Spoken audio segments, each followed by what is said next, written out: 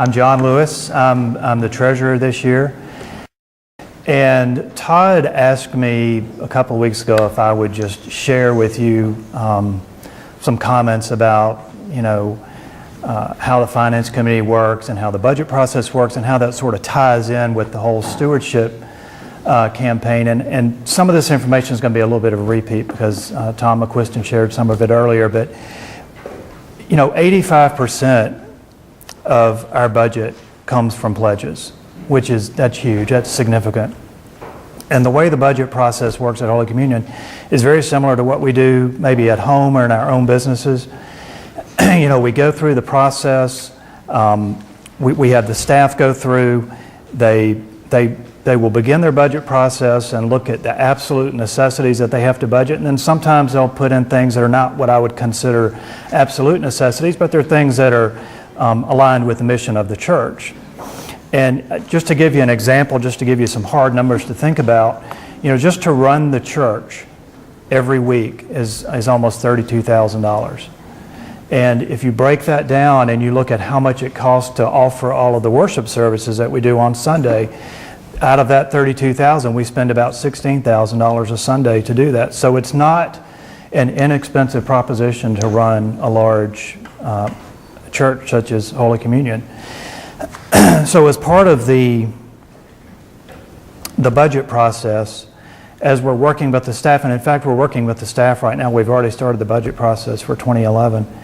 But as we're working with the staff, we're also working really closely with the Stewardship Committee, because the Stewardship Committee is feeding us information around what resources we're going to have to work with for the next year. And typically what happens is, as pledges don't materialize, that's when we have to begin this unpleasant task of cutting the budget. And for example, last year, I think we went through probably about 20 iterations of the budget from the time that we started it until we got to the point where we had a budget that the vestry actually approved. And what happened was we ended up having to cut $140,000 out of our budget. And unfortunately, some of the places that came from were reductions in salaries, reduction in work hours, Christian education programs and speakers. Maintenance is a huge item. And maintenance is one of those things where you might be able to skip it this year, but eventually you've got to do it. And sometimes if you don't do it now, then you end up paying more for it later. Marketing and communications, which to me, that is just key to church growth and development. Music is another area where we have typically cut dollars, and just personally, from my perspective, music is a really important part of the worship service, and I really hate to see be in a situation where we have to cut back on things like that. So the bottom line is that it just requires that everybody participate, or as Todd said it earlier this week, we have to have all of the oars in the water to make the ship move.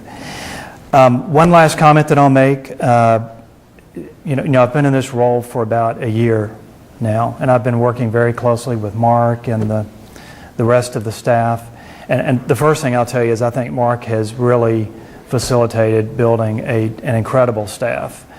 And as a person who pledges, it's really important to me to understand and to know that the staff are being good stewards of the resources that we entrust to them. And I can tell you from firsthand experience just working this year that they are. They are being good stewards. And those are my comments.